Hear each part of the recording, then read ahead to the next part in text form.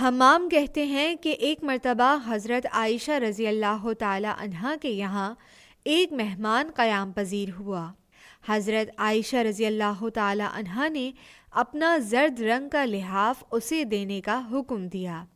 وہ اسے اوڑھ کر سو گیا۔ خواب میں اس پر غسل واجب ہو گیا۔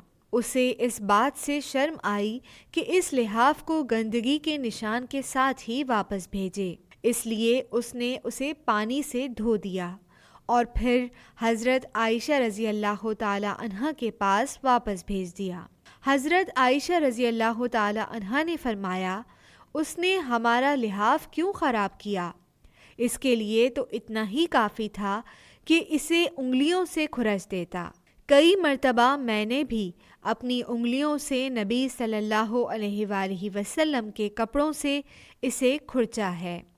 مسند احمد، حدیث نمبر 23073۔